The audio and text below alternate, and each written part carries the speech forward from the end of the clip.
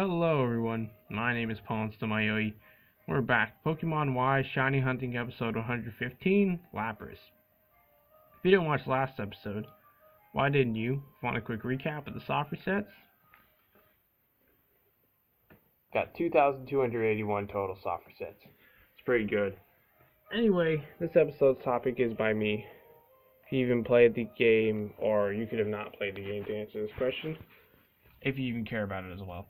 What are your most memorable memories, good or bad, of the game Plants vs. Zombies? Now, for me, this is for me both playing the game. My worst memories would definitely be just the roof level.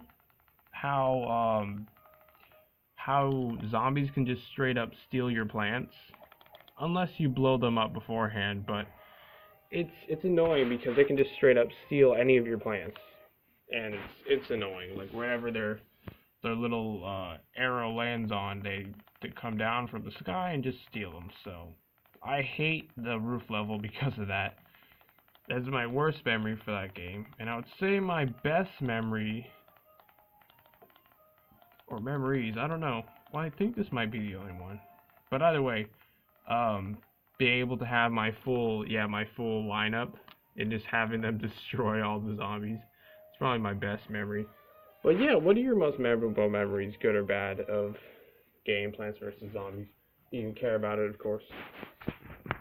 But anyway, talking back from last episode. So anyway, I was talking about the attack stored power. It is a psychic type move, special attack.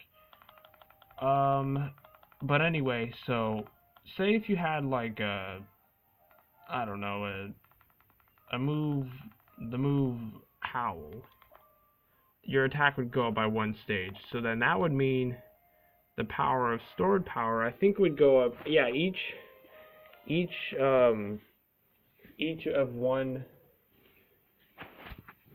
one good stat boost on your Pokemon, on that Pokemon that's trying to use stored power, gets 20 more damage on stored power. It already is 20 damage alone. But yeah, so sorry, I had to blow a hair off my Kindle. But anyway, so yeah, the reason I have that on Clefairy, you'll see soon. And don't worry, I do evolve the Clefairy, of course, so it's like has better stats after I got the moves, of course. But anyway, oh yeah, if you wanted to know, yeah, the ability Magic Guard also protects you from held item effects. Like with a Life Orb, it doesn't take health from you, which I think it still works, the Life Orb. I'm pretty sure it does.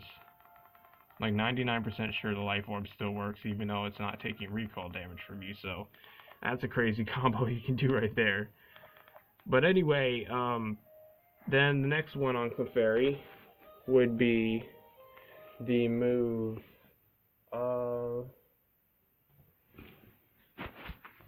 I'm trying actually. What was the other move? I believe. Oh yeah, I guess. Okay, for a second there I was thinking that my Clefairy only had one attack, which is stored power, but no. The Clefairy actually has Moonblast as well, which is a fairy type move, and I believe it's 90 power, 80 power. I think it's 80 power, or maybe it's 90. Oh, I think it's 90 power, 90 accuracy. Yeah, it probably is, or maybe I don't know, whatever it is. But anyway, yeah, it's a decent attack. Has a chance to lower the opponent's attack, and it's a special attack, fairy type move. But anyway, then the next one is Cosmic Power. Now this is what I use to power up stored power, and this makes my Clefairy very tanky. So, yeah, so so pretty much this move, when you use it once, it increases your defense and special defense both by 1.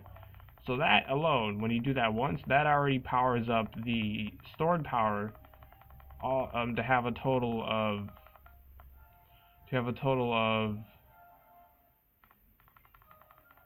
100 damage. Yeah. So imagine doing stored power. I mean, not stored power. Cosmic power 6 times. Not only will you be very tanky, but you will have stored power being at, here, let me think,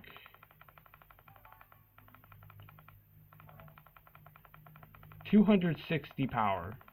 Plus, oh, well, you're not psychic type now, because I don't think Clefairy was ever a psychic type. I think it was always a normal type, until Generation 6, which now it's fairy type.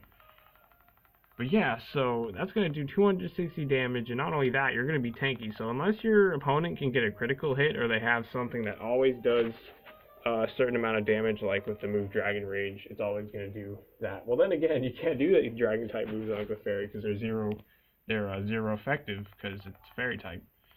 But yeah, so it's insane. And the final move I have on Clefairy would be Moonlight. Now this, since I know I'm not always going to have items to heal my Pokemon, I make sure to have that they have moves. Not all of them that have a healing move, but yeah, Moonlight heals half the user's health. And if it's Sunny Days up, it would heal a quarter of it, because it does make sense. And yeah, so definitely my that Clefairy would be my strongest Pokemon out of that whole dream team, just because of that setup that it can do. And yeah, and then of course the ability, you can't even whittle it down with poison or burn or any of that, or wrap or any of that stuff. So good luck with that. And if you get hit by that thing's stored power, if it has just even one stored power up, then you're gonna be screwed. So yeah, better watch out for that. So once it's a Clefable after you've done all that, and it's gonna have way tankier health and defense and all that. So it's pretty crazy stuff. But anyway, so the next one is Tentacruel. Now, if you're wondering why Tentacruel, now specific reason for this, not just because of its ability. I looked for the moves learned by leveling up. I didn't care about the abilities. But well, if I chose them, then I would see what ability I would want. Then that's when I would care about it. But I didn't do research just solely on the ability. Of course, first the moves they learned by leveling up. And I chose. Oh yeah, that's right. I also looked for ones that learned certain moves before level 50, because in Pixelmon, when I'm up against other players, I want to always keep my Pokemon the maximum level 50, so I'm able to pretty much fight anyone, because I don't want to be too high to where not a lot of people will be able to fight me. I just want to be a level 50, so it's pretty smart that I do that. But yeah, so pretty much Tentacruel, I gotta keep it as a Tentacool until level 49, I believe, for it to learn, because usually when you keep a Pokemon to prevent it from evolving, it learns moves it would have learned later on leveling up when it evolved. But yeah, so oh yeah, the items I have on them. Everyone except for Tentacool, I give them Life Orb or Choice Scarf, if I know my opponent's gonna be fast. So yeah. So anyway, so the reason I'm not going to give that to Tentacool, well, actually, if my opponent is fast, I'll give that to a Choice Scarf to Tentacruel as well.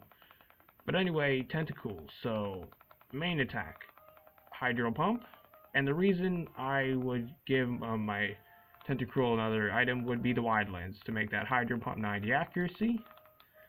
And then, oh yeah, by the way, the ability that I would look for in the Tentacool, or that it would be Clear Body. Now this ability is pretty awesome. Your stats can't be lowered by an opponent at all. None of your stats can, but they can be lowered if you have like a move that lowers your own stats. So yeah, but you're fine from your opponent using something like Sand Attack or Growl or Lee or any of that stuff. They can't lower your stats. That's what Clear Body does, so it's pretty awesome. But anyway, next attack is Sludge Wave, and oh yeah, by the way, Tentacruel and Tentacool are poison water types, so yeah, so that's the thing. So both Hydro Pump and Sludge Wave are going to get stabbed. So a Sludge Wave is, oh yeah, you already know Hydro Pump is 110 damage, I believe. Maybe it's 120. I'm pretty sure it's 110. But anyway, it's a special attack, water type move. And then we got Sludge Wave, which is, I believe, 95 attack, special attack, 100 accuracy, poison type move. And it has a really good chance of poison. I think a 30% chance of poisoning, actually. So that's crazy. Then the next one would be Acid Spray. Now that's the specific reason why I chose that Pokemon, is because that's the same with Clefairy. I only chose Clefairy because it has a move that can set up and it can have super awesome power. So yeah, these are the reasons why I'm choosing these Pokemon. That's what I look for, is pretty much a move that can set up and a move that can weaken the Pokemon. So Acid Spray. If you don't already know what this move does, each time it hits, it lowers the opponent's special defense harshly. So it's of course a special attack. But anyway, the reason this is so good, this is pretty much like you're powering up, except you're weakening the opponent each time you use that. So each time you use that, it's going to get eventually all the way, if you do it 3 times, it's going to get all the way to -6 special defense, and then you can hit it with like something bigger like a Sludge Wave or a Hydro Pump to probably kill it. And either way, it's going to be like at least half health by the time you get it to its 3rd lowered special defense. So that's why that move is awesome. And then the final move would be Ring Out. Now this is awesome. This only really works on moves that the normal type is normally effective on. And the more health your opponent has, the more damage it's going to do. It's a special attack. So it's pretty awesome. It's really cool. So that's the moves for my Tentacruel. Then the next one would be Pinsir. Now, Pinsir, you're probably wondering why I would have this one as well. Well, sadly, I was actually hoping for that Mega Evolution from Pinsir, because if you don't know, Pinsir gets a Mega Evolution in Pokemon Mega Ruby and Alpha Sapphire. But Pixelmon was shut down, and I never got the Mega Evolution. That's actually how I found out Pixelmon was being shut down. I was like, oh, I can't wait for that Mega Evolution for Pinsir. And they're like, yeah, that's not gonna happen in Pixelmon. And I was like, why? And I was like, they said because it's being shut down. I was like, wait, what? When was this a thing? And then, yeah, that's how I found out, by the way. So yeah. But anyway, the reason I have Pinsir is okay. So the ability I would look for on this thing when I'm finding it in the wild is Hyper Cutter, so its attack can't be lowered, so that's pretty awesome. So yeah, that's a main thing, because all of Pinsir's attacks, except for one of them, are physical attacks. But anyway, the moves I have on Pinsir are X Scissor, which is a 80 power bug type move, 100% accuracy, and it's stab, of course, so it's going to be pretty awesome. And then we got the move Thrash, which does 120 damage. You attack for 2 to 3 turns, and then after you become confused. And did I say it was a normal type move? Yeah, 120 power, 100% accuracy. And then you have Super Power, which is a fighting type move, 120 power, 100 accuracy. But the only thing about that is your attack and defense get lowered each time you use it. So it's kind of a last resort move, because, yeah. But the thing you can do to get your attack back up after that, or just to set up before you even attack, is the move Swords Dance. So that's the main reason why I have Pinsir, because he or she, whatever gender I get on that, it has Swords Dance. Oh, I just realized the time. Okay, this will be the last one we check. I didn't even realize. But yeah, Swords Dance sharply raises the user's attack, which makes you very powerful when you're using physical attacks. So it's crazy. Yeah, I just realized that we just passed the time. Sorry.